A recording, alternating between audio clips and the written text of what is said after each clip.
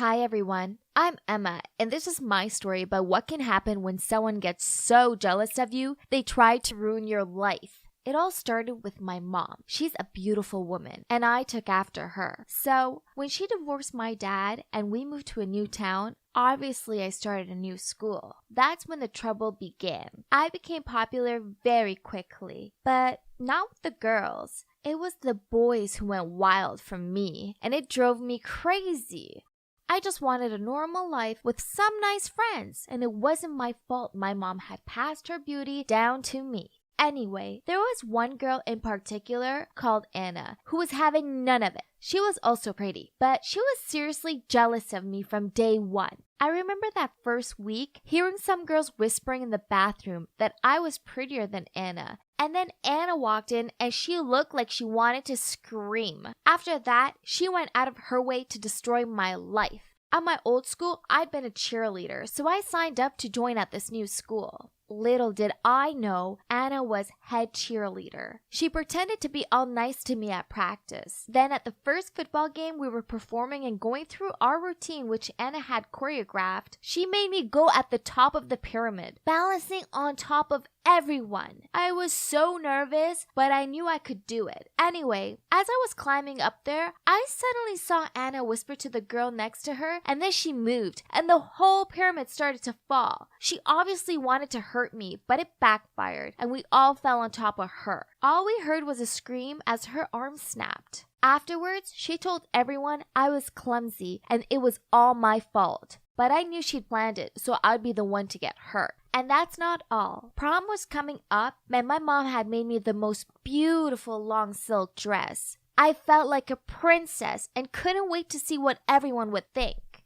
Of course, Anna was also wearing a beautiful dress, but everyone was staring at me. I saw her roll her eyes, and then when I was dancing with two of my friends, I felt something rip. I looked behind me and Anna was standing on my dress. I couldn't believe it. I tried to move, but she wouldn't budge and it wouldn't stop ripping. Suddenly, I was standing there with a mini dress and I wanted to cry.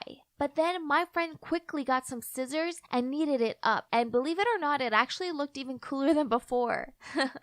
Once again, Anna tried to make me look like a fool, but it all fell on her. Everyone was so impressed with my dress, and I even started a new trend wearing mini dresses to prom. However, despite all these silly pranks, there was one thing that Anna had that I didn't: a boyfriend. She was dating Isaac, one of the top athletes in school, and anytime she was with him and saw me, she would always smirk and look me up and down as if to say she had a boyfriend and I didn't. I didn't care for her silly competitiveness though. I wasn't even bothered about being single. All I wanted was for her to leave me alone. Pretty soon, we became like enemies. I just couldn't stand her and her annoying behaviors. But then things got worse. One weekend, my mom drove me to a game and insisted on staying to watch my cheerleading performance. Later, I spotted her chatting with some men and she looked like she was having a good time. I was happy to see her smile that brightly after a long time. And as expected, not long after that, she introduced him to me, but you won't believe who it was. It turned out he was Anna's dad, out of all people on earth.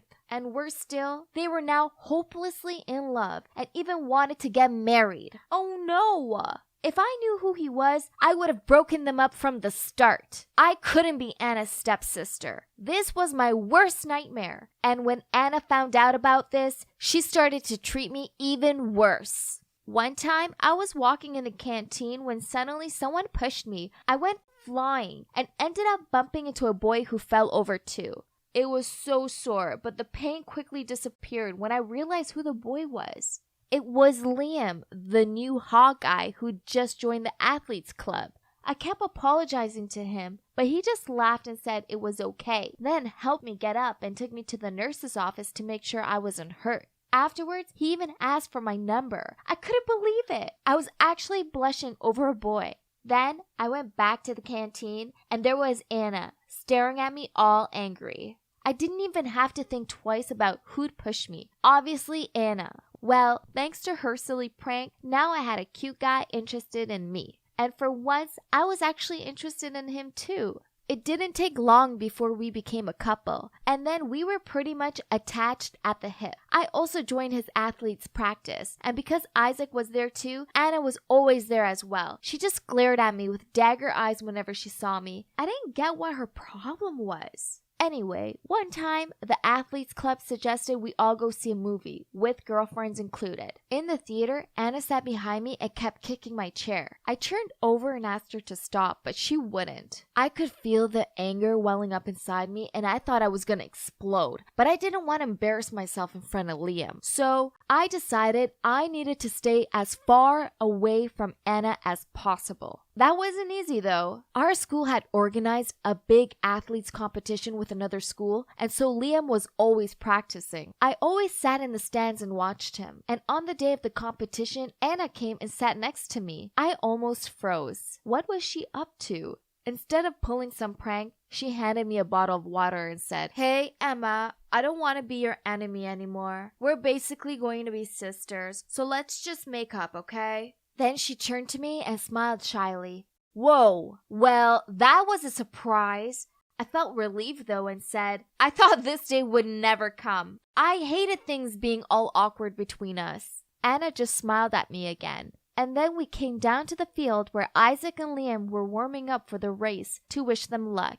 Finally, the competition began. Anna and I sat together, cheering our boyfriends on. As expected, Liam won first prize and Isaac came in second. I was so happy for Liam and ran out to the field to hug him, but suddenly some of the organizers approached him and escorted him off the field. I had no idea what was going on, but I saw Anna smirking at me and then walking away. What was that for? After a while, the organizers came back and said Liam had been caught doping, so now the first prize would go to Isaac. What? There was no way Liam would do something illegal like that. He'd never used any kind of substance to perform well. He was just naturally talented. Everyone started saying mean things about Liam, and I couldn't bear it. So I went to find him. I saw him sitting in the corner of the locker room looking shocked.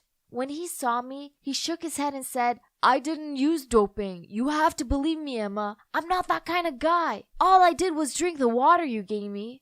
Oh my God, the water bottle! Anna had given it to me, and I must have passed it on to Liam to hydrate before the competition. I thought she was being nice, but of course she wasn't.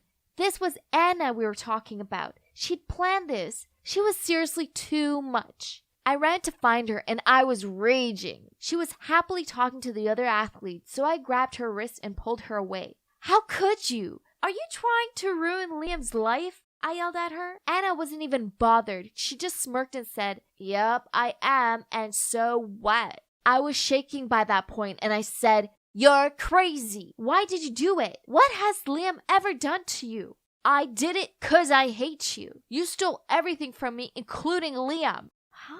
I was so confused. Since when did Anna like Liam? Well, Isaac appeared the exact moment, and he obviously heard what she said. He started shouting, "You told me you did that to help me win, but no, you're a complete liar. So you're just jealous of Emma, huh? Okay then, now you can run after Liam as you wish. We're over." Anna was shocked and tried to explain that she'd done it for him, that he was misunderstanding her, but he wouldn't even look at her. He said, "You won't get away with this, Anna. I'm gonna tell the organizers right now." Anna tried to get him to stop, but he pushed her away, and she ended up falling onto the ground where she burst in tears. Ha! She deserved it. I went back to find Liam, and the organizers announced that there were some problems with the results and that the competition would be repeated the following weekend. Liam looked so happy and hugged me. Everything worked out in the end. Well, at least for Liam and me. Liam still won first place, and now he's going to compete in the international competition. As for Anna and Isaac, well, they broke up, and Anna moved to another city with her mom. And Isaac got kicked out of the athletes club. On another note, my mom and Anna's dad are getting married soon. And even though I can't stand Anna, I'm still going to go because it'll mean a lot to my mom. At least I don't need to live in the same house as Anna. She's got to be the most jealous person I've ever met, and it's not done her any good. Envy really is poison. It's much better to just be happy with what you have right now, right? Hey, it's your girl Nicole back again. So, my mom couldn't deal with my truancy anymore. so she packed me off to live with my dad. The problem is, he's the principal of a snooty school that barely has any female students, and he forced me to attend it. The school needed to get with the times and be more female inclusive, so I started a girls-only club called The Doll to get us noticed. It was all going well, but then Dad let the news slip that I was his daughter. By first break, everyone in school knew who I was. Soon, kids who'd never spoken to me before were offering to help me with my homework, and the teachers seemed nervous around me. I get it. Nobody wanted to be seen quarreling with the principal's daughter. Even the grumpy canteen woman completely changed too. Now, she even gave me double portions of chicken. It sounded good, right? Nope. Instead, it was kinda annoying. Then on top of all this, my friends started doing crazy stuff behind my back. They put lipstick kisses on random lockers, snuck into the faculty room and set up a doll's tea party, and then they did the biggest prank of all. Yep, they actually went into the gym hall and hung up garlands of panties, bras, and tampons alongside a massive banner saying, "Welcome to the girls' world." Wow, even I thought they'd gone too far with this one. My dad was fuming about it. I was terrified they'd get expelled. There were barely any girls in the school as it was, without me losing my only female classmates. But they ended up getting a week's worth of detentions and were made to stay behind after school and clean up the gym hall. Phew! The next day, my friends came up to me while I was at my locker, and Angela said, "Detention sucks, but that prank was so worth it. Just wait till you see what we've got planned next." She winked. "It's definitely going to be a washout." Carly chuckled. Enough was enough, so I told them to inform the rest of the doll to meet me in the gym after school. Okay, so I may have sneakily taken the gym's key out of my dad's pocket, but it was for the greater good. Now I had all of the doll together. I said what I needed to say. "Hey girls, look, I know this school favors boys, and it's understandable you want to be seen, but all these pranks are making us look bad. I know my dad, and the only way he's going to listen to us is if we do something that gets across our point in an honorable way. So I'm going to run in the next student council election." Before I'd even finished my sentence, Carly said, "But that position is only for the boys." So I replied, "I think it's time we change that. Don't you? So, who's with me?" To my surprise, all of the girls in the room raised their hands and cheered. After that, I launched my campaign.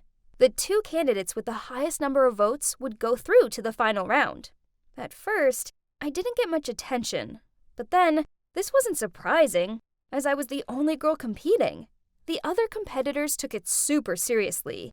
One boy handed out free t-shirts with his name on them, and another stuck leaflets on everyone's locker listing 10 reasons why he was the right person for the job. No way. I needed to come up with a plan. So I came up with a familiar but extremely effective strategy called Beauty Trap. Ha! No boy could escape it. One of my main focuses was that I wanted to put the buzz back in this school and make it inclusive for all. So I took that one step further, and me and my team dressed up as cute bees and handed out homemade black and yellow cupcakes. Then, whenever a boy spoke to us, we winked at them, handed them candy, and told them it was just for them because they were the cutest. And it worked. Of course! I made the final 2, and it came down to me against Brandon, this super smart guy. So now all I needed to do was work on my presentation, which I'd give in the schoolyard. How boring it was! So a bright idea crossed my mind. Why didn't we combine the finals with a prom night, where students could not only vote for the potential president, but also dress up and socialize? I told my team about my amazing idea, but to my surprise, they looked doubtful. "The teachers will never let that happen. They are so anti-parties, it hurts," Carly said. "You just leave this to me." I smirked. My dad may have been strict, but he was no match for me. So that night, after dinner, I told him my plan. At first, he was so surprised and didn't agree, as he said that we couldn't combine the election ceremony with a singing and dancing party, as it would take the dignity out of it. Ugh, My dad was stuck in the past. So I said, "But Dad, it'll be a good opportunity for all the students to hang out with each other.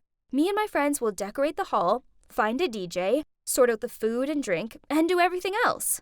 I know you have your reservations, and I get that. But prom is an important event for us teenagers. We learn so much from them: how to dance, how to feel good about ourselves, how to mix with each other.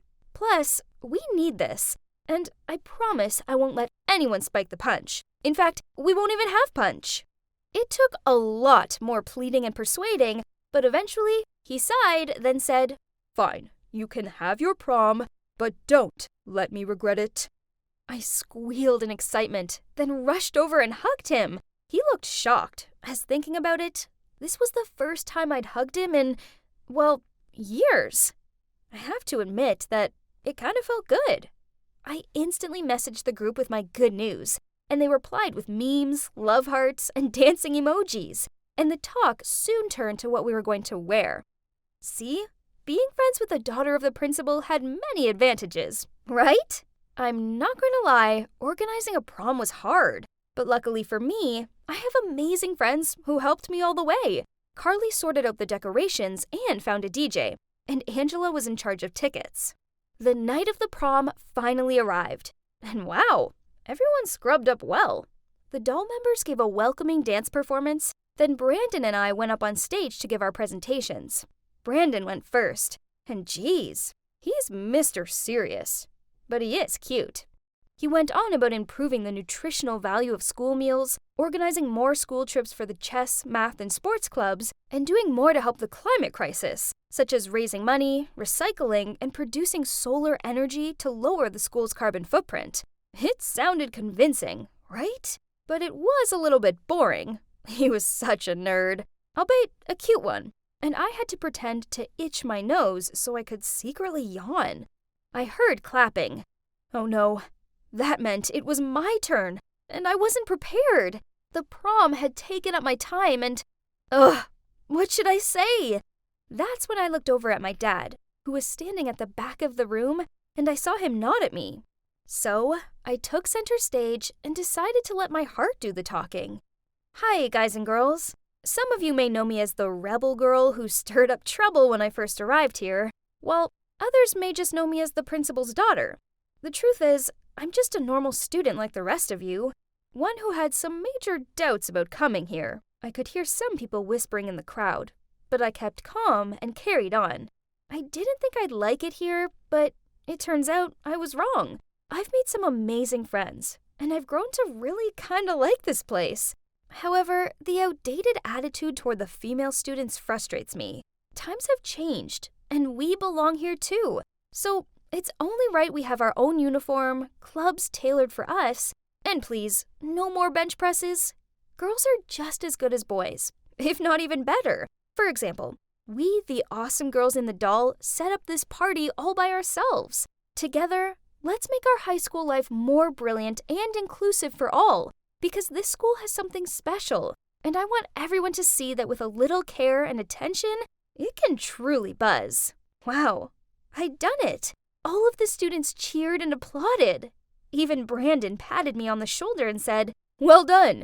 Your presentation was so convincing. You've got my vote." Then he winked at me. OMG. What did that mean? After that, I joined my friends on the dance floor and made the most of the amazing dance we'd organized. Finally, it was the results time. One of the teachers went on stage with the envelope containing the winner's name. Then she opened it and said, "With 2/3 of the votes, you've chosen your winner, and it's Nicole." I couldn't believe it! I'd done it! I'd actually won! When I walked off the stage, Dad came over and hugged me tight. Then he said, "Darling, I'm really proud of you." And that was it. Now I'm the president of the student council, and as I promised in my presentation, I'm making this school an inclusive place for all. Now we have more activities for girls, including a cheerleading club. Although, of course, boys can join too. We even have a girls' uniform, so I don't have to wear those hideous baggy pants anymore.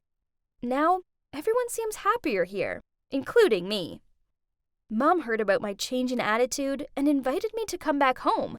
But I can't go back. I belong here in this school with my new friends. Maybe, just maybe, I do love this place after all. Who'd have thought it? It's crazy, huh? I've never liked hospitals. Yeah, I get it. No one really does.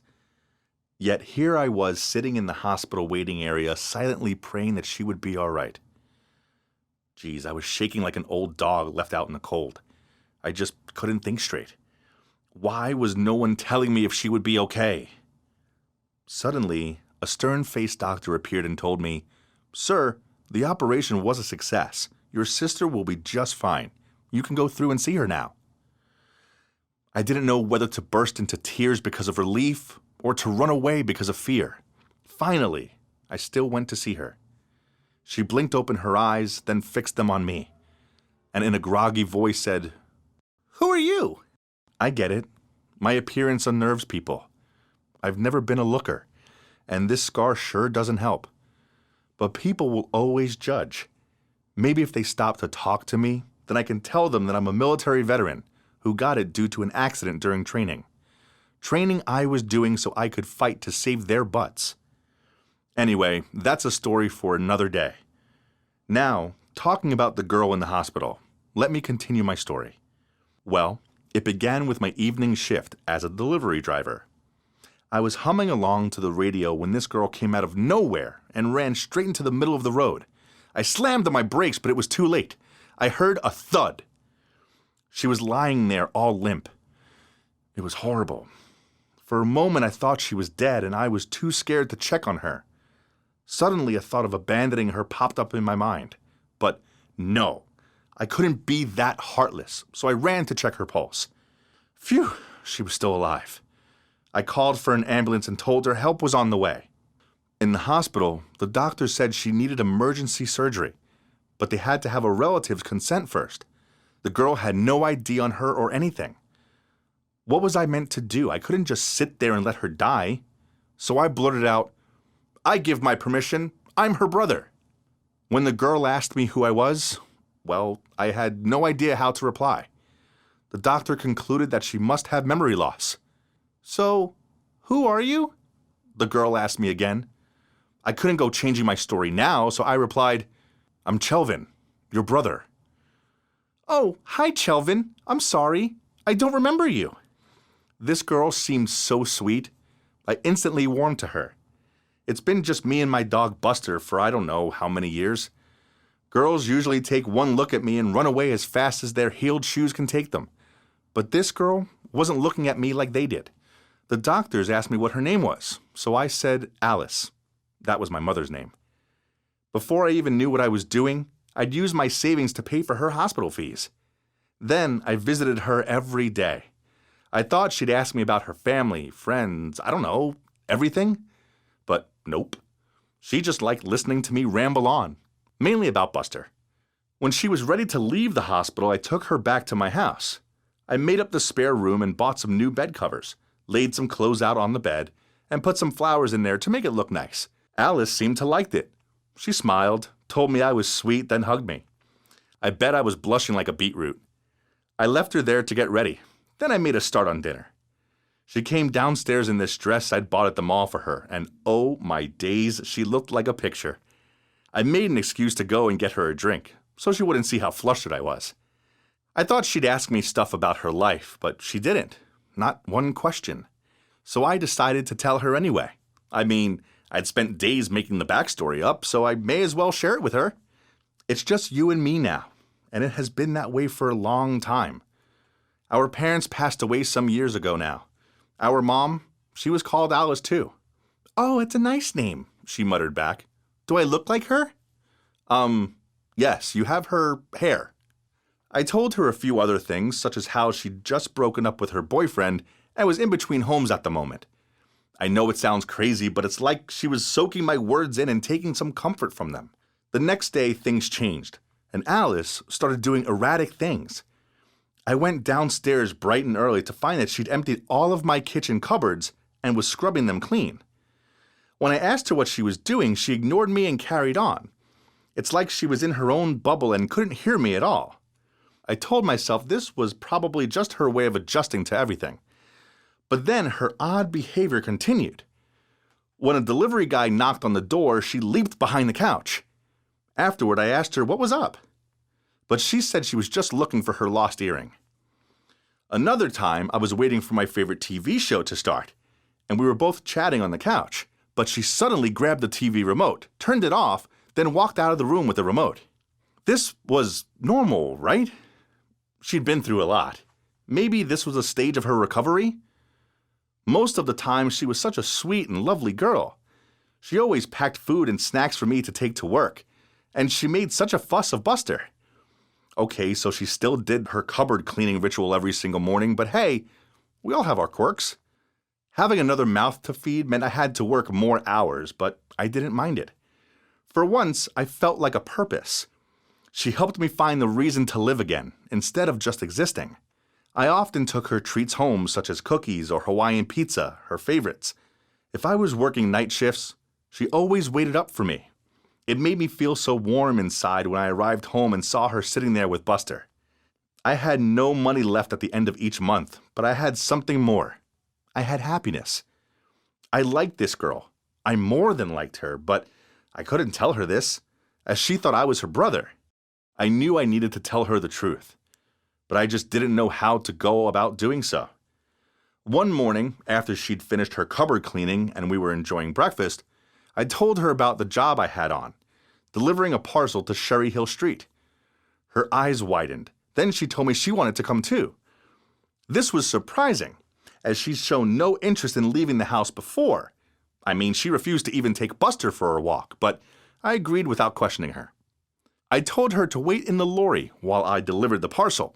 Only when I got back, she wasn't there. I ran around the block searching for her. But then I saw a crowd and it seemed like there's a car accident. My face paled. I ran as fast as I could to see who the victim was, and luckily it wasn't her. Phew. I kept looking around and finally I found her. She was sitting on the curb with her head in her hands. She was crying. I sat down next to her and hugged her. She might be too scared witnessing the terrible accident. Then, when she was ready, I took her home. The next morning, I went downstairs expecting to see her cleaning the cupboards, but she wasn't there. I made her some toast and a coffee and took them up to her room. She opened the door, glared at me, then said, "I remember everything. I know you're not my brother. Alice, I'm so sorry. I just wanted to help you." She shouted at me, "My name's not even Alice!" Then she stormed past me. I rushed after her and heard the door bang shut. She'd gone. So that's it. I was back to my lonely, sad life. Each day after work, I came home to see no one waiting for me. No hot meals, no laugh, nothing but a boring, empty house. 3 months went by, and one day I was delivering some boxes to this rich shop owner guy. The boxes were very heavy, and one of them fell out of my arms and hit the floor. The shop guy started yelling at me, "You idiot! I'm not paying you to be neglectful." But then what do I expect? You can't even look after your own face. I didn't say anything. Instead, I peered down at my feet. Then I heard footsteps, so I looked up and there she was. It was Alice. Oh no, I didn't want her to see me being scorned at like this.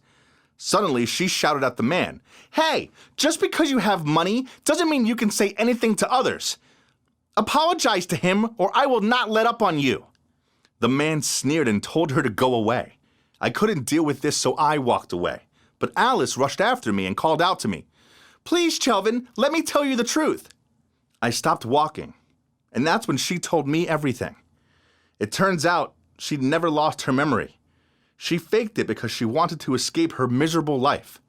Her husband was a cruel man who cheated on her, beat her, and controlled her. He was a famous TV presenter, which is why she turned off the TV that time, as she'd seen him on there. She hid when the doorbell rang, as she was terrified it'd be him, and she tidied the cupboard every morning out of habit, as if she didn't do it back home, he would beat her. What? This was crazy. I needed answers. So I asked her, "So you faked regaining your memories? And that outburst, it was all a lie?" "Chelvin, I'm so sorry. I knew I couldn't drag you into my personal life anymore. I used to live in Sherry Hill Street. That's why I came with you. I found out my husband thought I was dead, so he married another woman. I made him sign the divorce papers and set me free. I also made him give me a payout, else I'd ruin his precious career. Then she handed me some money and told me it was to cover the expenses for when she was living with me, and that she'd also send me some money to cover her hospital fees. We hugged, and I cried like a baby. Gee, this was all too much for me. But then, to my surprise, she grinned, went to shake my hand, then said, "Hey, I'm Julia. It's a pleasure to meet you." So, after that, thanks to her ex, Julia was able to buy a nice little house. Actually, I'm helping her renovate it. We've become pretty great friends. To be honest, just looking at her makes my stomach flip. I love her so much. I know I need to tell her. Life's far too short not to. If she says no, well, then at least I'll still have her friendship, right? I might not have model looks, but I'm a good person. Julia's taught me to realize that. I hope she says yes, but what will be, will be. Wish me luck. I opened the drawer and, there it was. I'd been looking for this magazine for ages, but as I closed the drawer, I noticed something else. A photo hiding under the magazine. There was a woman and 2 kids in the photo, a boy and a girl. I was so confused. Who were they? I turned it over and there was a message on the back that said, "This is my new number. Call me more often. I miss you so much." Suddenly my mom came in and I was about to ask her about the photo, but she got mad and started screaming at me to get out of the room. "Never, ever come into our room again. Do you hear me, Aaron? We have private stuff in here. You know the rules." I was just looking for the magazine, I said, and quickly tucked the photo inside before running out of her room. Actually, I knew I wasn't meant to go in my parents' room, but I was doing a school essay on sustainability, and I'd seen an article in my mom's magazine about it a few days back. So I'd searched the whole house to try and find it. Eventually, I knew the only place it could be was their room, so I snuck in. Usually their door was locked, so I was in luck. Ever since I was a kid, I had been forbidden to go in there, but I had no idea why. Back in my room, I couldn't stop staring at the photo. Were these my relatives or something? Long-lost cousins? The boy in the pic looked totally like my dad. Oh no. Reading the note behind it again, suddenly I thought this could be another family of my dad. Do you know what I meant? Yes. What if my dad had a secret family? Maybe he'd cheated on my mom and had this whole other secret life. My inner detective was going crazy. There was nothing else for it. I had to get to the bottom of this and find out the truth. I searched online for the phone number and couldn't believe it when a girl the same age as me popped up. I started scrolling through all her photos and suddenly saw one of a young guy holding a baby, and the caption said, "Miss the old days of being daddy's little girl." This was insane. I was certain the young guy in the photo was my dad, and I needed to talk to the girl ASAP. I messaged her and told her we were related. I even sent some photos of me taken with my dad to prove it. I was shaking when I saw her reply pop up. "My dad never mentioned you, not even once." That hurt me so much. I couldn't believe this girl was actually my dad's daughter too. Now, how am I supposed to break this news to Mom? She'd freak out. I couldn't bear the thought of seeing this crush her. So I decided to go clear things up myself first. A few days later, my dad was going on a business trip to Boston. Again. He was always going to Boston. I'd always believed he was just super busy at work, but now I knew the truth as my dad's secret daughter had confirmed she was also from Boston. I mean, of course she was. So I told my mom I was going to spend the weekend at my friend's house. And the moment my dad left, I jumped in a cab that I'd called and asked the driver to follow him. When we got to Boston, I saw my dad stop outside of a house and then glance around as if he thought he was about to get caught. Then he got out of his car and rang the doorbell. A woman came to open and immediately they started kissing. Then a young girl appeared and, yep, it was exactly the people in the photo. I was shaking so much, I actually dropped the money for the cab. It felt like my dad had punched me in the chest. I was so upset. He had this whole other family that Mom and I had no clue about. I couldn't stand it anymore. Mom didn't deserve this. I walked towards the house and was so focused on what I was planning to say to my dad, I didn't even notice a van pulling up right next to me. Suddenly, everything went black, and I realized I had been blindfolded. A huge hand was covering my mouth so I couldn't even scream. I felt tape being put across my lips, sealing them shut. Then someone yanked me backwards and shoved me into some kind of car. Oh my God. Was I being kidnapped? Why? Had my dad seen me and now he was trying to cover his tracks? This was like something out of a movie. They even tied me up. After what felt like a billion hours, we finally stopped and I was dragged out of the car into a cold, dark building. Someone took my blindfold off, but it was so dark inside I couldn't really see anything except a single light bulb above my head. The tape across my mouth was pulled off and I was untied. I wanted to run out of there as fast as possible, but I was terrified. 2 men dressed in black were standing in the room and one of them glared at me and said, "They think they can hide you forever?" "Who are you?" I shouted. "Where am I? If it's money you want, call my dad. Please, just let me go," I said, in what must have been the shakiest voice ever. "Don't worry, we're not going to hurt you. We don't even need money. It's your parents we want. In 3 weeks, they'll be out of prison, and then they'll need to come here to get you back. Then we can really punish you for knowing too many secrets about us." I had no idea what they were talking about. Prison? My parents aren't in prison. You've got the wrong person. One of the men just laughed and said, "It's been 12 years, and yet you still don't know about it." Then he walked off laughing his head off. What? What were they talking about? None of this made any sense. My dad was a businessman, and my mom was a housewife. This was all some big mix-up. It had to be. They'd locked me in that dark room. I tried to scream and bang on the door, but no one heard me. Or if they did, they didn't care. The next few days were some of the worst of my life. I didn't think I'd survive. Twice a day, someone slipped food under the door, and I spent most of the time trying to think of ways to escape. There was no window, but there was a small air vent, and if I could just open it, I thought I might be able to crawl through and get the heck out of this disgusting, shabby place. Lucky for me, they'd given me a fork to eat with, and slowly I'd been using it to loosen the screws on the grid of the vent.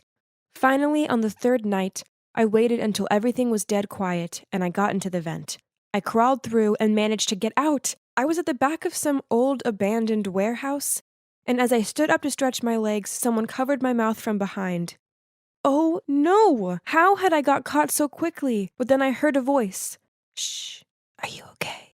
I almost screamed. It was my mom. "How did you find me?" I asked. But she just grabbed my hand and said, "Let's get out of here, then I'll explain." We climbed through a small gap in the fence, and then I saw a black car by the road. I started to panic again, but my mom told me it was for us. And then as we climbed in, she said to the driver, "I got her, James. Let's go." It was only then that I finally took a look at my mom and realized what she was wearing. She was in all black and looked like a spy or something. Mom, what's going on?" My mom bit her lip and said she couldn't hide it from me anymore. What she told me next was unbelievable. Turns out my parents weren't even my real parents. My biological mom and dad used to be members of this mob, but 12 years ago they'd been given an impossible task and they refused to do it, so their boss said he'd harm me as their punishment. My parents had no choice but to turn themselves in and ask the police for protection for me. In return, they gave the police some confidential info about the mob. Whoa, I was shocked. "So, you're not my mom? My real parents are in prison?" I felt like my head was spinning. How could my life get so crazy? Yep, they're in prison. Back then, the police stormed into the mob's headquarters, but the boss had managed to escape. That's why we put you in the protection program, because we knew he'd come search for you. This was too much. I didn't want such a dramatic life. Then I suddenly remembered there was more drama. "Mom, I found out Dad was cheating on you, so I followed him here to Boston. Did you follow him too? I mean, how did you find me?" This was so weird. My mom didn't look sad at all. She said, actually, he wasn't cheating. That woman and those kids are his family. You see, at the time, he and I were the only two people qualified enough to adopt you. So he actually left his family to fake our family life to protect you. It was all part of the protection program. But he missed his family so much. That's why he went back to see them most weekends. I'm so sorry, Aaron. We didn't expect it to turn out like this. When you didn't come home on Sunday, I used the GPS we set on your phone, and that's how I found you. Okay, my head was spinning even more. Not only were they not my real parents, they weren't even a real couple. This was absolute insanity, and all to protect me? Wow. And as it turns out, it worked out pretty well, because by tracking me, they found the new boss's hideout, and now the police had arrived, and he was finally being arrested. As for me and my family, we had to pretend to be a real family, for now. And actually, it wasn't that hard, because I loved them so much, and they'd sacrificed the past 12 years of their life to protect me. I'd be eternally grateful to them, and my biological parents would be out of prison soon, and then I'd be reunited with them. I don't remember anything about them, but they also sacrificed their lives to protect me, so they must be pretty amazing, right? Yes! Headshot! Go cry to your mama! You're probably wondering who this gaming pro is. Well, that's me. Yes, it's 3 a.m., and I've been playing for 9 hours straight, but time sure does fly when I'm gaming. I'm Cooper, by the way, and I live with my wife Amelia and our baby girl Ara. I wanted to call her Zelda, but my wife said no way. I love gaming, and always thought it would be there to save me, but instead, it almost cost me everything I love. It started back when I was a little kid. My parents argued a lot, so I used to make a fort in my room, switch on my Nintendo DS, and escape into a virtual world. This love of games continued as I grew up. I didn't socialize or anything. Instead, I rushed home from school and went straight on my Xbox, PlayStation, or PC. I didn't have any real friends. Nope. The only kids I spoke to were ones I gamed with. Then I graduated from college and ended up with a job as a system engineer for a big tech company. Geez, it was exhausting. By the time I got home, I was so tired I could barely keep my eyes open, let alone game.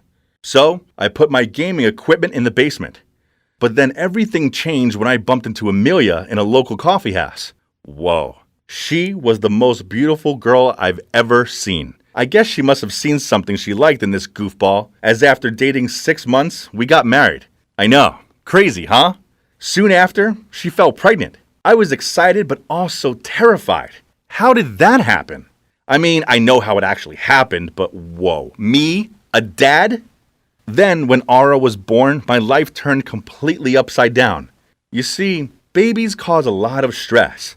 Did you know that the quickest way to get a child's attention is to sit down and look comfortable? 'Cause every time I did that, she started to cry. Work sucked, and then my home life sucked too. There was no escape. I felt like I was going to explode. So I went down to the basement and set my PC up. I started playing World of Warcraft. It felt incredible to be a druid again. The thought of gaming kept me going at work. Then when I got home, I barely acknowledged my wife and daughter and rushed down to the basement to play games. Amelia wasn't happy about it. She often appeared with a crying Ara and told me to take her. But I just grunted out "I'm busy," then carried on with my game. Hey, she was the one at home all day while I worked my butt off. All she needed to do was take care of the baby and keep the house clean. Easy. I told her this, and she got mad and made me sleep on the couch. Great. No, I mean really great. I could play video games all night long. Awesome. But it turns out it's much easier to game all night when you're in high school and can catch some Z's at the back of the class. But not so easy when you have a taxing job. I was on level 100 of exhaustion, so it wasn't surprising that I ended up messing up at work and got fired. Amelia was furious and demanded I apply for other jobs. Nah, I didn't want to. I mean, hello? No more early mornings, no more deadlines, no more cranky boss. It was just me and my beloved games. On one occasion, I was heading toward a record high score when suddenly Amelia appeared and blocked the screen.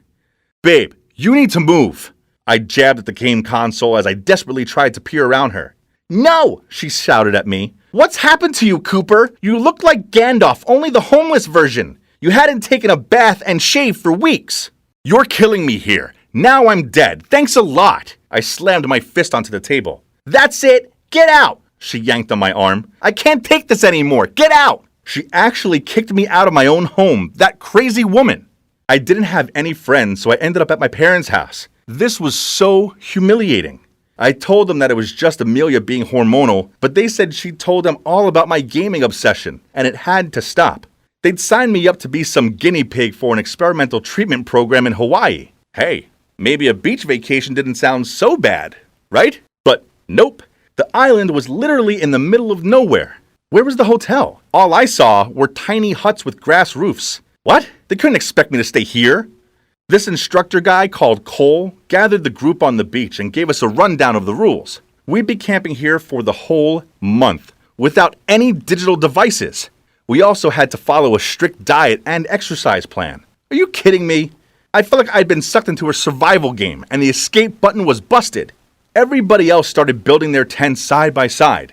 Socializing wasn't really my thing, so I built my tent away from them by the sea. It was hungry work, and my stomach was rumbling. So I asked Cole when dinner was ready. He told me it was my job to make a fire. Then he passed me a note with instructions. 1. Gather dry wood. 2. Create a fire structure. 3. Light the fire by using the hand drill method. Okay, sounded easy. Dang it! I've been spinning this for about 20 minutes now. Where's the damn fire? I was about to give up when I suddenly saw something glowing. Oh my god, it worked! But then I felt a sneeze and couldn't hold it. Oh no, there goes the ember! In the end, this one guy pushed me out of the way and lit the fire in a few minutes. What a show-off. I was licking my lips in excitement when I saw Cole bringing out some food, but disappointedly, he passed me a plate of veg. What? I shouted out, "Where's the freaking chicken?" Cole pointed at the white thing on my plate. It's chicken breast. No, that's not chicken. Where are the wings and the breadcrumbs? He rolled his eyes. It's called clean eating. Get used to it. This place was a nightmare, but a good night's sleep would make me feel better, right? Wrong, as the ground was as hard as rocks. Finally, I fell asleep, only to wake up with soggy feet. Oh no, my tent was flooded. No wonder nobody else chose to camp next to the ocean. Island routine was awful. It was full of dumb group activities such as meditation, beach soccer, and hiking. One day we even had to build a raft. As usual, I tried my best to avoid working and socializing, but there's no way they'd leave me alone, so I reluctantly participated. After it was done, we tried it out, but it soon capsized, and I was the only one that couldn't swim. Everyone immediately rushed over and saved me. I was so touched and felt ashamed that I've been so self-centered. So after that, I actually tried to put myself out there and be more sociable. And not gonna lie, it was not too bad. Then our evenings were spent sitting around the campfire and listening to everyone drone on about their problems. My turn was easy for me because I had no problems. The problem was my wife, not me. She didn't understand that I had a lot of pressure at work and home. So playing video games was my only escape. Everyone tutted and glared at me. Then a guy named Brad said, "That's not cool, bro. To be honest, I was the same way. I was addicted to watching sports and refused to help my wife out. So we switched places, and I learned how hard caring for the kids and looking after the house is. I knew I needed to change before I lost my family forever. So that's why I joined the program." Poor guy, but this wasn't the same for me, was it? I don't know, maybe I had been a little unfair on Amelia. I was thinking about this as I walked back to my tent when this girl named Brittany caught up with me. She put her hand on my shoulder and flicked out her hair. Was she, flirting? I waved my wedding ring finger in front of her, but she just shrugged and said, "I don't see your wife here. Come to me when you change your mind." Then she walked away. Geez, this girl was crazy. Kinda hot, but still crazy. The next day, I unzipped my tent, ready for another day in this nightmare. But what was this? Huh? It was kinda beautiful here. It was like I was seeing it for the first time. The sparkling sand, swaying palm trees, lush tropical plants, and endless sunshine. Amelia and Aura would love it here too. I hoped they'd both forgive me. I really did miss them. By the end of the month, I didn't want to go home and play games anymore. Instead, I wanted to hug my family and never let them go. The day before we left, Cole rewarded us all with a 1-minute phone call. As much as I wanted to hear Amelia's voice, I was kinda nervous. I hoped she wasn't mad at me anymore. The phone started to ring, but some guy picked up. I asked where Amelia was, but he said she was in the shower. Then the line went dead. My 1 minute was up. Who was that dude? Was she having an affair? We were still married. And we have a child together. Furious, I ran into Brittany's tent, wanting to get back at my cheating wife. Brittany came toward me and was about to kiss me, but I couldn't go through with it. So I dodged out of the way, mumbled out sorry, then hurried out of there. The next day, I finally got off the island, and I went straight home to confront Amelia. I opened the door to see a man standing there holding my little Ara. How dare he? I yelled out, "Get away from my daughter!" Suddenly, Amelia appeared. "Cooper, stop! It's Rob!" I processed this information. Oh wait, he was Rob, her half-brother. Oops. I'd never met him before as he'd been living abroad. I quickly muttered out an apology to him. How embarrassing. I noticed Amelia was giving me this weird look. Then she said, "Wow, Cooper, you look so different." Oh yeah, before we were sent home, each of us were treated to a little makeover. A new haircut, new clothes, and a shave. And the clean eating and exercise meant I'd lost 20 pounds. Guess Amelia just couldn't resist this new hottie in town. She went straight for one big hug. So, in the end, Amelia forgave me for being a massive jerk. Now I have a new job. It's pretty boring, but I enjoy coming home and spending time with my family. As for gaming, I still do it, but in moderation. Only Tuesdays and Thursdays, but I make sure I switch it off by 10 p.m. Then I go and cuddle my wife. The gaming world is great and all, but I've come to learn that there's something even better in life, and that's making memories in the real world with my girls. So, the data needs to be collected by Friday so we can... I lowered my head and stuffed a pretzel into my mouth. Danny, are you eating? My boss glared back at me. I wiped my mouth onto the back of my hand and with cheeks full of food muffled out, No, of course not.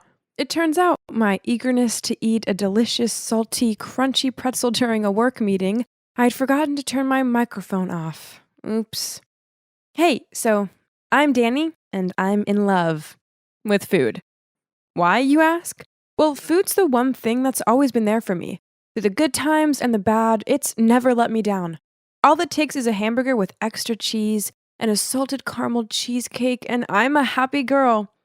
Gee, I'm salivating just thinking about it. But then my love of food almost cost me everything. Here's how. So after the pretzel incident, my boss fired me. Harsh, I know. This left me with no job, and as a result, no money to buy tasty snacks. What a bummer. One night, I was lounging on the couch, watching a movie and daydreaming about eating a triple chocolate sundae, when Jake, my boyfriend, sat down next to me with a huge bowl of candy and started telling me about his work colleague's birthday party. Ooh, candy. I grabbed a handful and started shoveling it into my mouth. Thanks, Jake. He knew the way to my heart. In between munching, I asked him, "Can you bring a +1? I want to go with you. Please." He shrugged and said, "Sure." I clapped my sticky hands together. Ooh, a party! This was so exciting, as parties meant there'd be food and lots of it. As soon as we arrived there, I made a beeline for the buffet table. OMG! This was amazing. There were club sandwiches, mini pizzas, and potato salad bowls. I lifted the entire serving bowl up and started spooning the food into my mouth. Then some woman appeared next to me. Frowning, she said, excuse me? Please, can you not eat out of the serving bowl?" With my mouth full, I replied, "Oh, sorry, it tastes so good." Then I placed the bowl back down and grabbed a handful of potato chips. As she walked away, I heard her mutter under her breath, "What a greedy guts." Eventually, Jake grabbed my arm and led me out of there. He was sulking and could barely meet my eye, so I asked him what was up. "What's up?" he grunted. "Do you even need to ask? You sit around all day eating everything out of the cupboards. Then when I bring you along to my colleague's party, you hog the buffet? It was so embarrassing." This bummed me out. I guess maybe I could have a little more self-control around party food. And I guess I did need to find a job. Besides, having money meant I could buy better snacks, and I wouldn't have to keep on taking Jake's. So I got a part-time job at my local cinema, on the popcorn counter. That sweet, buttery popcorn smell. How I adored it. I couldn't help it. It was there staring at me in all of its warm, golden stickiness. So in between serving a customer, I sneakily stuffed some into my mouth. "What are you doing?" My heart stopped as I heard a familiar voice behind me.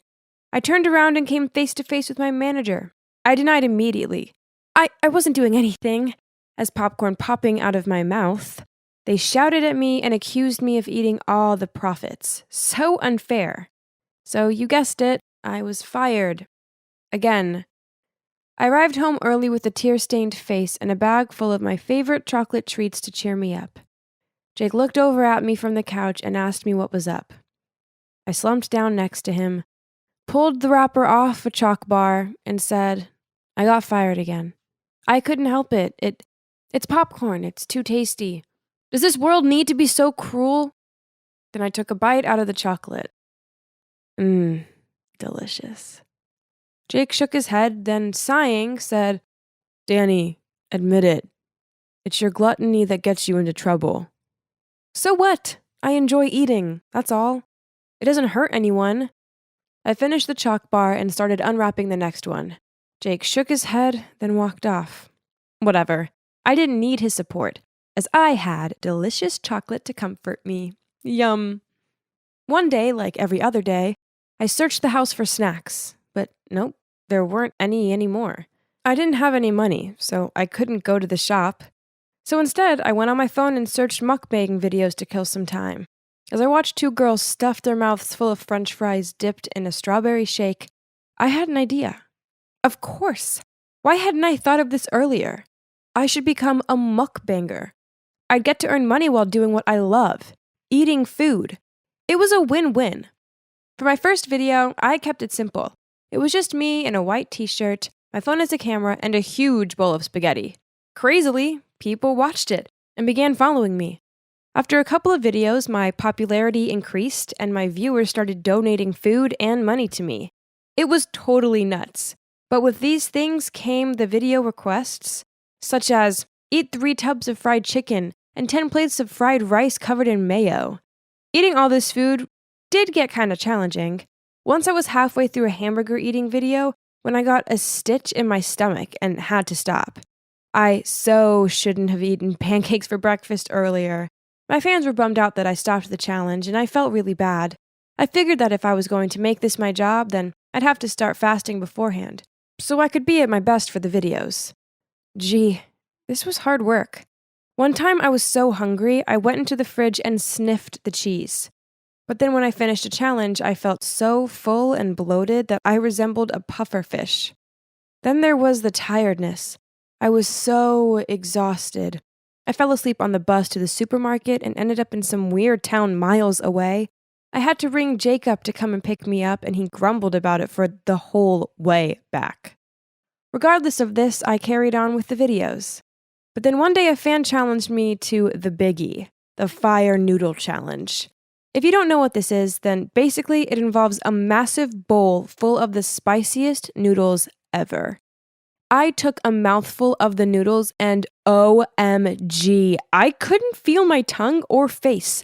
My nose was running, and I had to stick my tongue out to check if it was still there. This was just too much. There's no way I could endure any more of this. So I switched the bowl for non-spicy noodles and pretended I was eating the hot ones.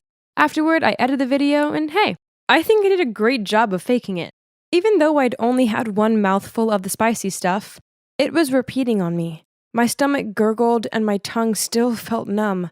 I lay on the couch with the hot water bottle pressed to my stomach and feeling sorry for myself. Jake sat down next to me and gave me a concerned look. "Danny, you gotta stop this video thing and get a real job." With my swollen tongue, I managed to sputter out, "Eating in videos is a real job." Jake shook his head. "Gluttony is not a hobby. Everyone's just laughing at you." Hello? I was being paid for eating, and these videos help many lonely people out there to have company during a meal. They were laughing with me, not at me. Jeez, Jake was so boring at times. Between the spicy noodle challenge and some weird bug eating challenge in which I used jelly worms covered in chocolate instead of the real deal, faking became the norm for me. Soon the articles started circulating saying I was a fake eater. Posts such as, "She's faking all the time?" and no wonder she's still in shape popped up everywhere. After that, I had no choice but to Livestream Eat. Lots of my fans encouraged this, but it was hard work. It didn't take long for the weight to pile on, and within a month, I was up 2 dress sizes, and I felt super sluggish. One morning when Jake saw me searching my wardrobe for something, anything to wear that would fit me, he suggested we go jogging. I stared down at my favorite jeans that I now couldn't get past my thighs and agreed to go. I had made it to the end of the block, and whoa, it was hot, and I couldn't breathe. I was crouched over, clutching a fence for support when a pregnant woman walked by.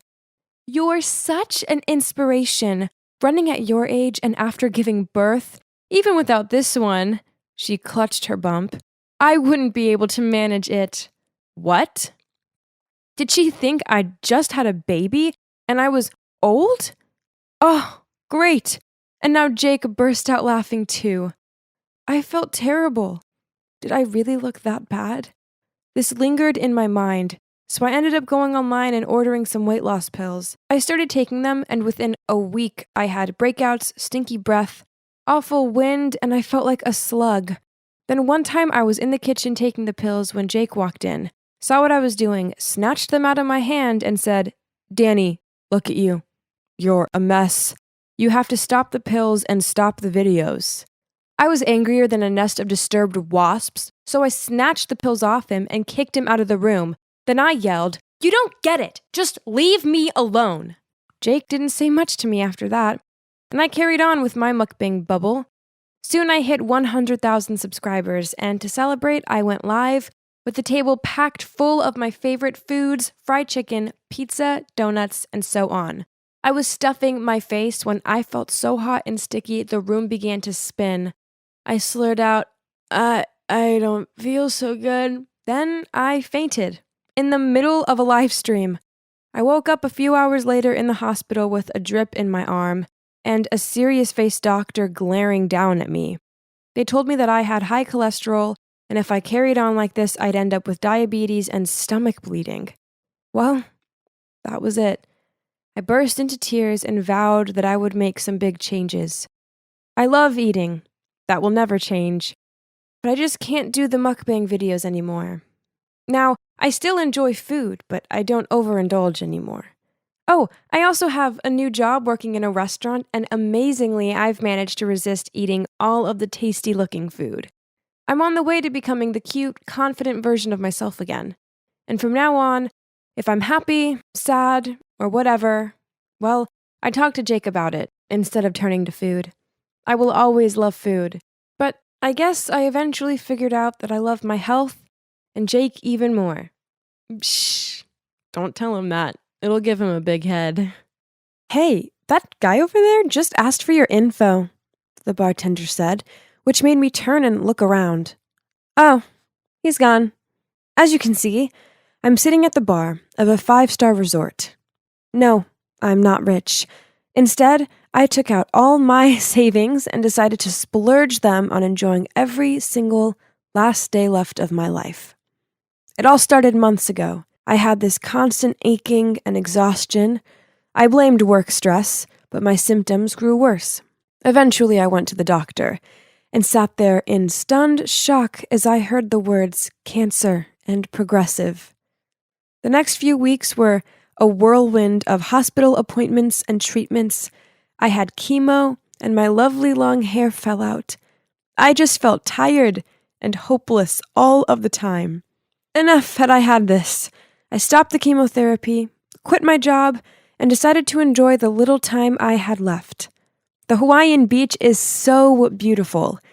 Then suddenly, someone walked straight into me. Ugh, their drink soaked me.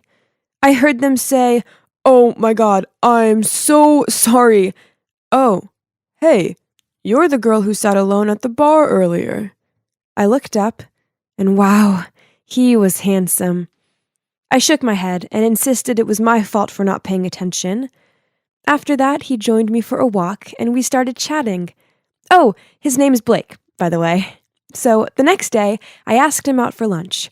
I don't have much of an appetite these days, and the most I could do was staring down at my barely touched plate. Then I knew I needed to be honest with him. Hey, Blake, I really like you and want to get to know you more, but I have cancer and don't have long left. At first, there was a sickening silence, but then he took my hand, and can you believe it? He said he wanted to get to know me too. The next few weeks with him were magical. Then we came back to the city and continued dating. Blake was so amazing and constantly showered me with love. One night after dinner, Blake drove us up to this hill. He said he wanted to show me Orion's belt, and it was so romantic. I didn't want to ruin the moment, but there was something I needed to tell him. Blake, I saw the doctor today. He said that nothing has changed. Although he didn't mention it, I guess I don't really have much time left. My tears streamed down my face.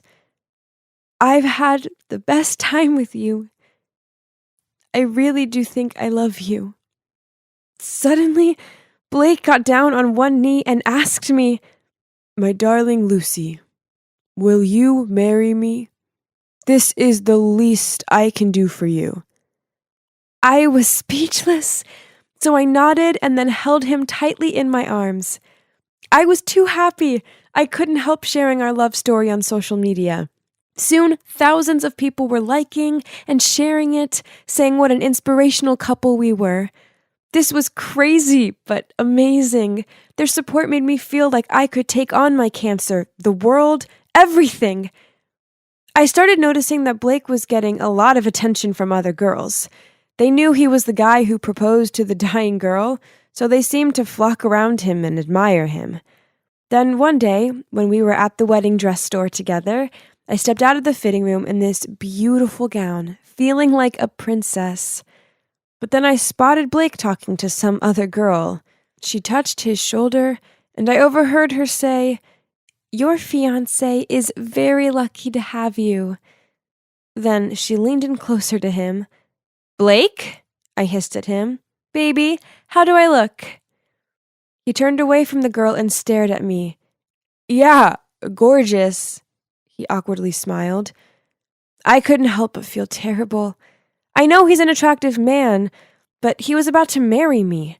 It was not nice at all having him flirt with someone else at my dress fitting. Still, I tried to put it all aside, as I wanted to enjoy what little time I had left. The wedding was a dream come true. It was such a magical day. Then right before our honeymoon, I went to see my doctor. To my complete and utter shock, he told me, I'm pleased to inform you that you're in recovery. Oh my God. I couldn't believe my ears. I was getting better. I rushed home and told Blake the good news. Only his reaction wasn't what I expected. His face dropped, and at first he was speechless. Then he stuttered, Congrats, honey. What did that even mean? Regardless of this, our honeymoon was marvelous. My appetite was back, and I was making the most of it. Yum! Food tastes so good. This didn't go unnoticed by Blake, and he tutted, Can you try chewing more gently? Whatever. I was intent on enjoying my food. When we arrived back home, I moved into his apartment. For God's sake, there were dirty plates and smelly socks everywhere. How could someone so meticulous about their looks live in such a state? I told myself that it was fine. I loved him, so I could learn to love his mess.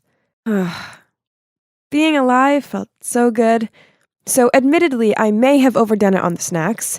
Cake, meals out, and yeah, I'd gained some extra pounds, so household chores were a bit too much for me. Besides, why should I have to do them? It was his mess. But one time, when I was sick of his stinky underpants everywhere, I asked him, How can a guy who looks like you live in this rat hole? Go clean up. But he ignored me and went straight to bed. And it took no time for his loud thunder snores to follow. What the hell? Where was the kind, charming man I married?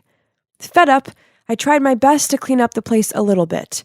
I was out of breath and sweating a lot. My head was super itchy, so I took off my wig and scratched my scalp. At that moment, I heard Blake screaming, and when I turned around, he was clutching his face in fear. "Baby, what's wrong?" I rushed to him. "Oh, I got it." I laughed out. "It was just too uncomfortable to wear this wig, so I took it off.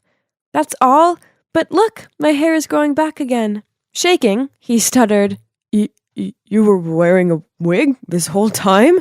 You look terrifying."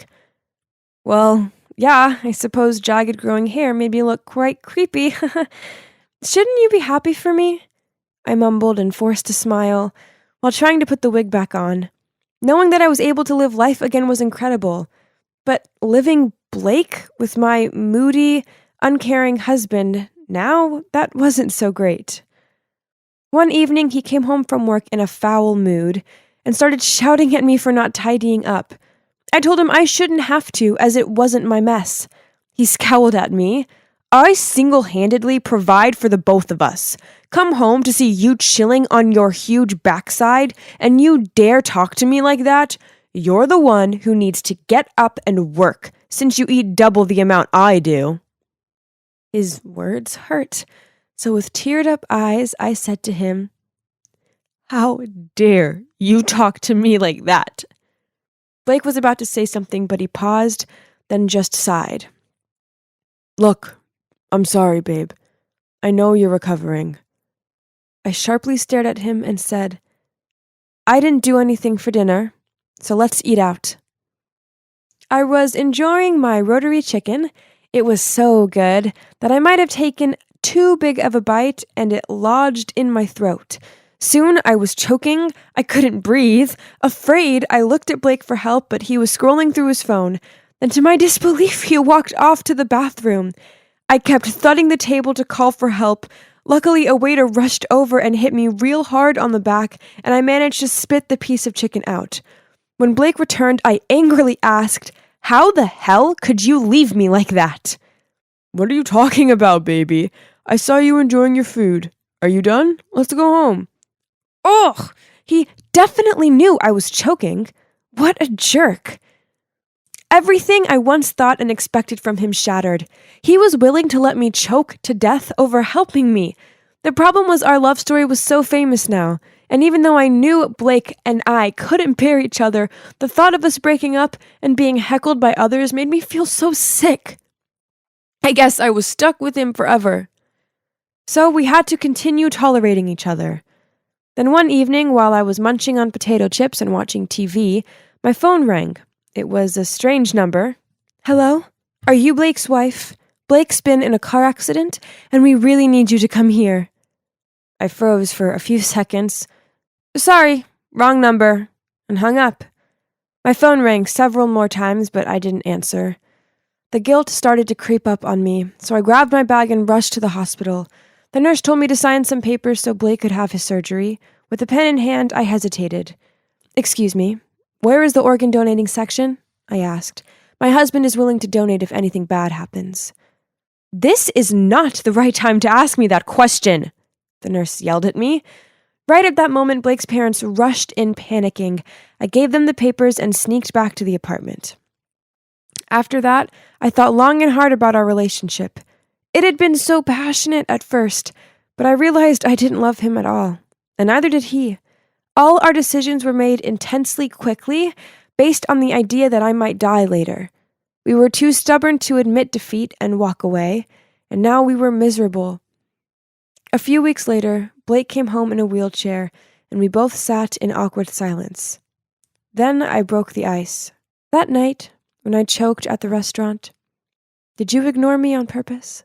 Blake answered me with another question. "Is it true you wanted to donate my organs instead of helping me get my surgery?" I replied, "I'm sorry. That was the only way I could briefly think of to get out of this marriage." He sighed. "I know. Me too. I think we're just too similar, and that's why we don't work." He paused. "I think it's time we put an end to this." So finally, we stopped putting up with each other and filed for divorce. People on social media were furious and posted a lot of venomous comments, such as, "So much for being an inspirational couple," and this screams out scam marriage to me.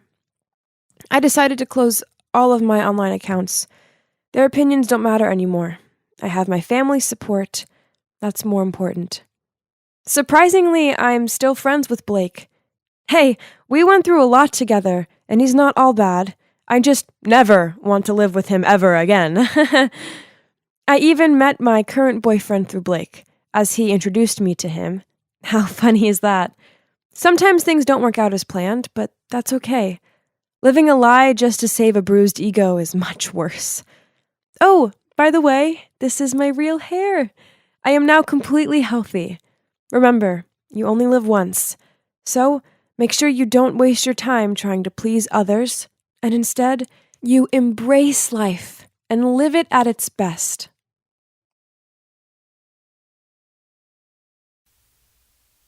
It was just a regular school day, and I was sorting out my locker when suddenly I heard hushed whispers and noticed that everyone else was staring at something. Okay, so turns out it wasn't a something, but a someone, as this pretty girl strutted down the corridor like it was a runway or something. Ugh.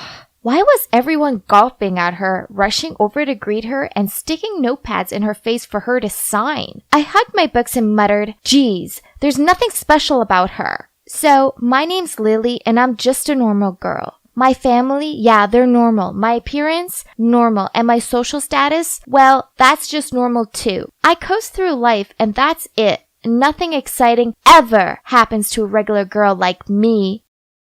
Oh, how I long to be the perfect looking girls on Instagram. They're so flawless in their clear skin, stylish clothes, and glossy hair. But those girls were different. They were from different worlds. Oh well, at least I still had my books, my bestie Sarah, and my cute boyfriend Brian. But this all changed when Stacy rocked up at school with her perfect looks and her "I'm so sweet and friendly" routine. Yeah, right. So, what if she had a prettyish face and a bit part in some TV show? Underneath the fake shine, she was clearly not all that. I walked into English class to see her sitting at the desk next to mine. Ugh, great. I couldn't even get to my seat because everyone else was surrounding her, asking her dumb questions such as, "What shampoo do you use?" and "Do you get snack breaks when you film your show?" Geez, give me a break instead. Then, when I finally managed to sit down, she smiled at me and in this sickly sweet voice said,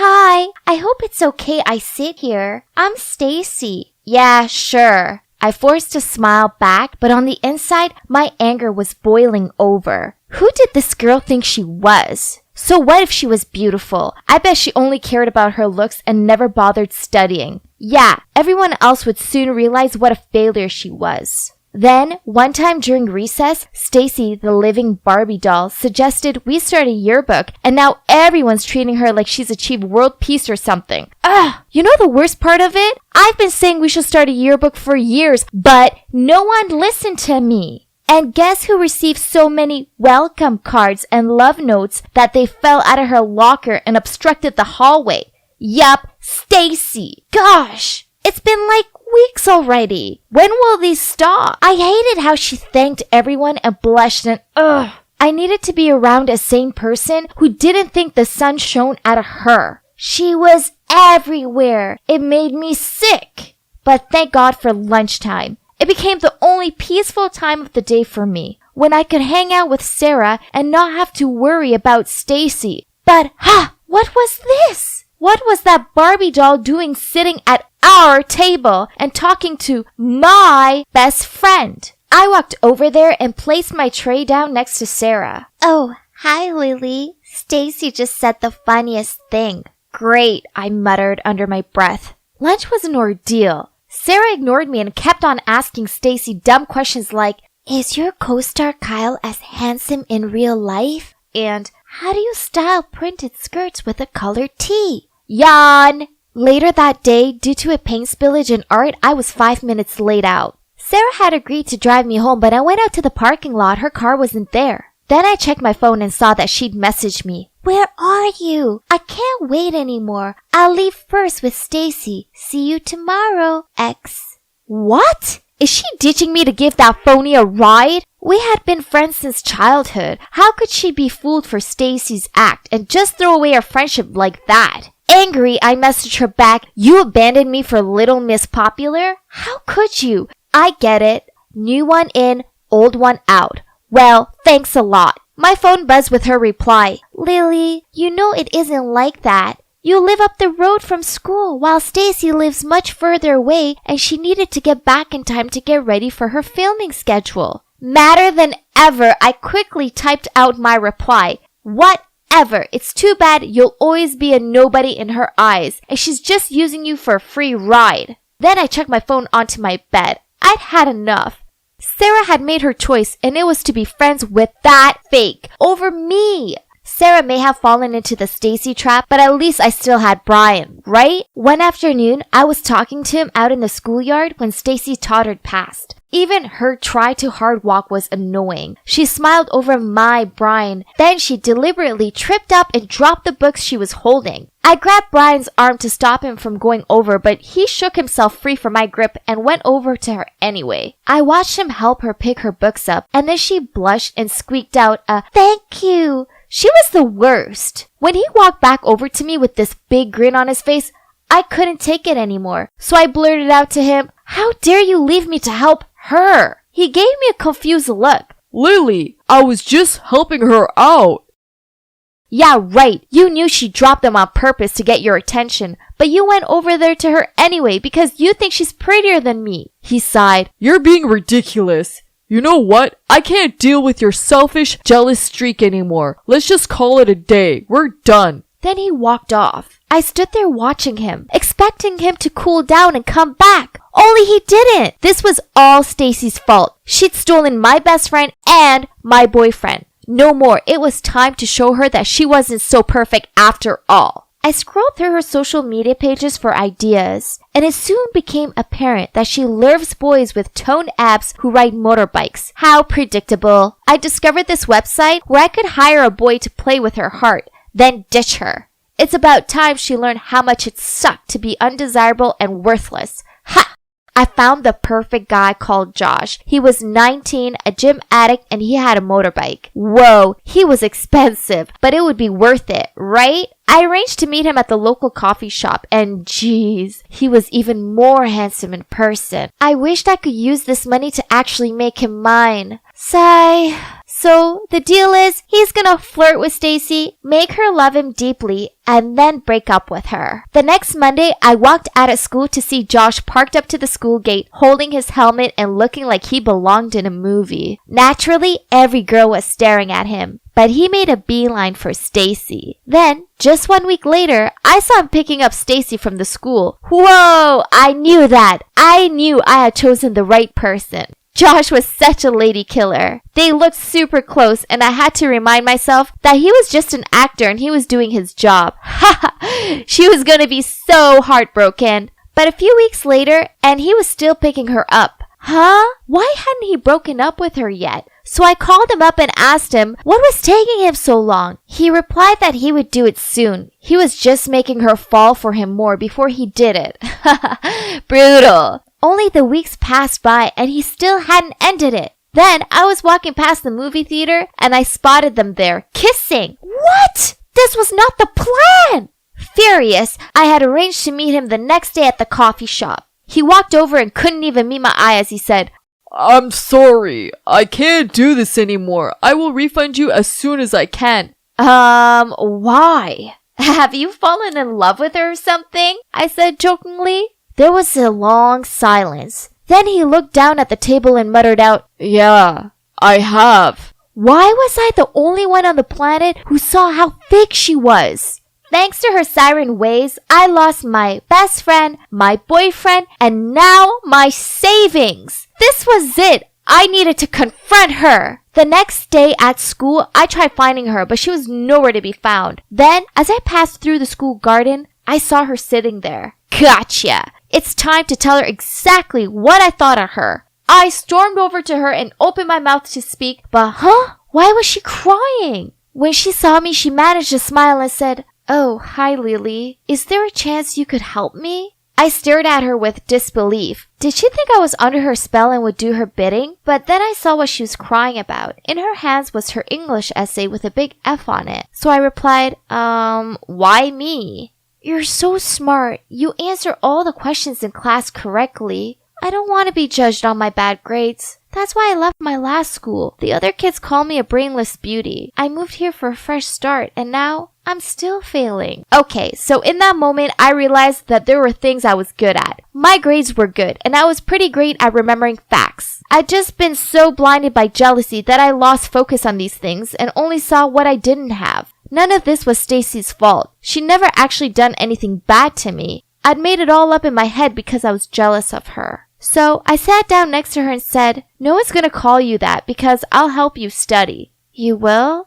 She gave me a hopeful smile and I nodded. Thank you so much, she flung her arms around me. So that's how Stacy went from being my enemy to my friend. She's actually a really sweet and kind-hearted girl. No wonder why everyone admired her so much. And I was wrong to judge her on her appearance and not give her a fair chance. She's still with Josh and she doesn't know that I hired him to break her heart. But hey, she now has a hunky boyfriend who adores her, so that could be considered compensation, right? Brian and I are still over, but thinking about it, maybe this was for the best. I know I overreacted, but he gave me up so easily, and well, I want to find a guy who won't do that. As for Sarah, I went around to her house with a bag full of her favorite candy, and I apologized for being a jealous jerk. Luckily for me, she forgave me. Now, Sarah, Stacy, and I have become good friends. Sarah and I both help Stacy with her studies, and she gives us fashion tips. And you know what? I've come to realize that I'm pretty after all. I just needed to discover my spark. So finally, I learned that no one's perfect. Perfection is just an illusion. The most important thing is that we feel happy with what we own and never stop improving ourselves. So just be you and let everyone else concentrate on being them. I was standing outside of college chatting to my friends when suddenly a police car pulled up, and from the car's window, a handsome police officer waved at me, then told me to hurry up. I excitedly waved back at him, said goodbye to my friends, and rushed to him in front of their admiring eyes. So, I'm Daisy, and the handsome cop is Levi, my amazing, brave boyfriend. We first met at the library in town. I was there for my studies, and he was looking for some crime books. We started dating, and now a year later, we're madly in love. There are so many things that I love about dating a cop, such as seeing him in his uniform. It never fails to make me beam with pride. And I'm not gonna lie, he has abs of steel due to all of his workouts. Swoon! Besides, he has the cutest quirky habits. Like, when we go to a restaurant or the theater, he always scans it first to check if it's safe. But as good as being with him is, there are a few bum points, such as his unpredictable work schedule. Day, night, weekends, you name it, he works it. Then, when we finally managed to plan something, he sometimes got an emergency phone call and had to bail on me. This sucked, especially when it was my sister's wedding. But without a doubt, the most annoying thing of all is his popularity with other girls. They're like moths to a flame around him, especially this one colleague of his, Ellie. One time, Levi brought his colleague Brad over while I was there studying. I heard Brad remark, "Levi, I never thought you'd end up with a bookworm. I thought you'd end up with Ellie. Everyone can see you two have a strong connection."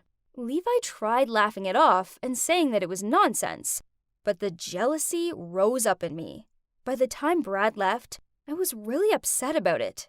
So I packed up my books and went to leave. He stopped me and asked me what was wrong. Trying my best not to cry, I blurted out, "Why aren't you with Ellie? You spend all your time with her."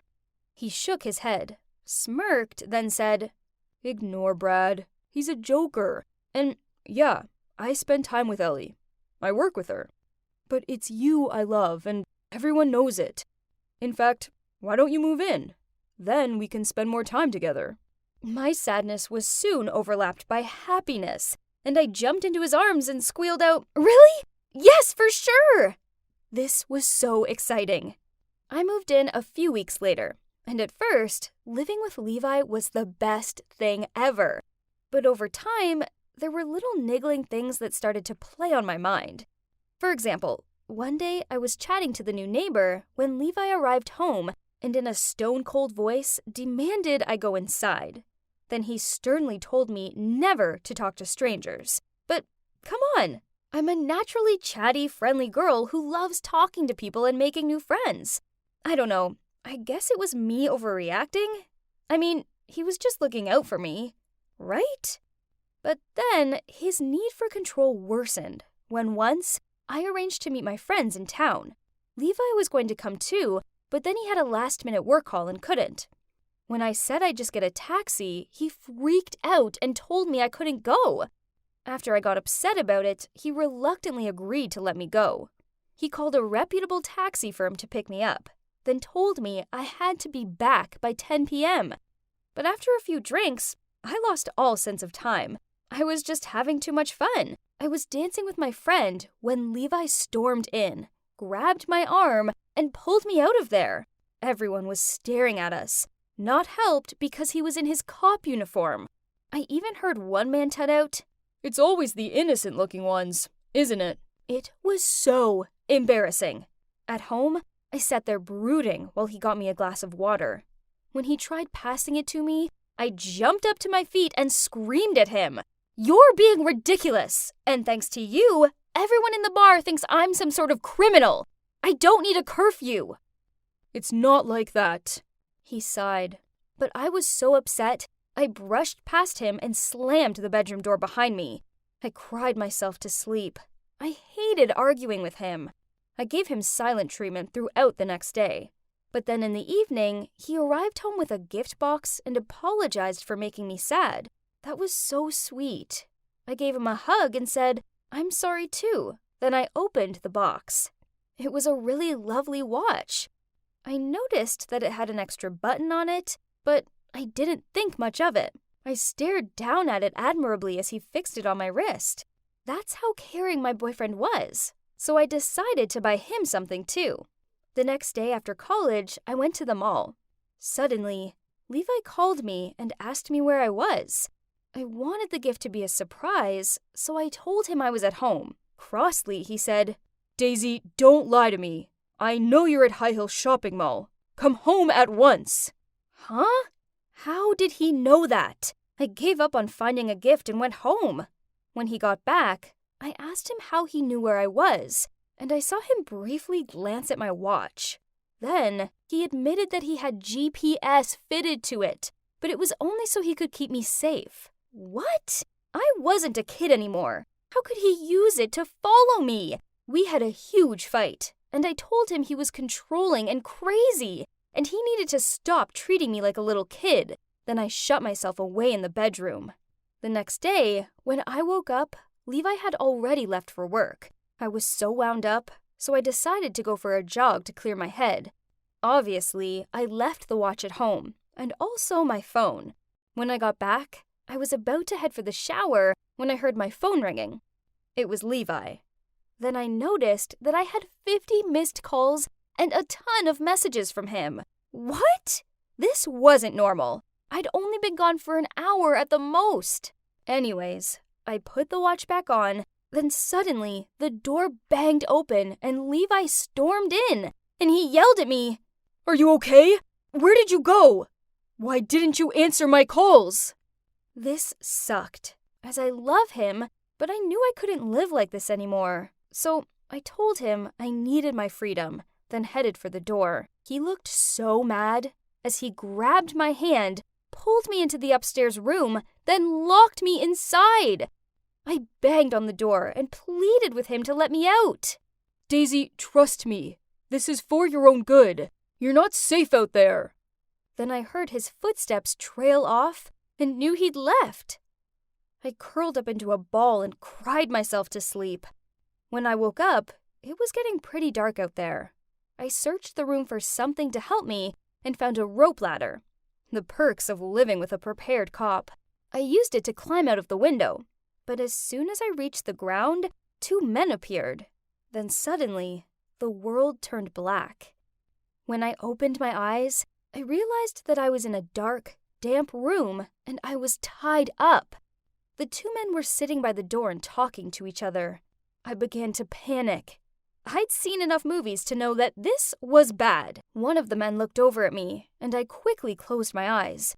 But it was too late. He'd seen I was awake, so he walked over and said, "Ah, welcome back, sweetheart." Panicked, I asked, "Who are you? Why me?" He sniggered out, "Ah, yes. If only that boyfriend of yours was here, then we could ask him." Then he picked up his phone, and seconds later, I heard Levi's voice in the other line. "Hello? Remember me? We seem to have something of yours." I heard the fear in Levi's voice. "Let her go! Your wife's death wasn't her fault!"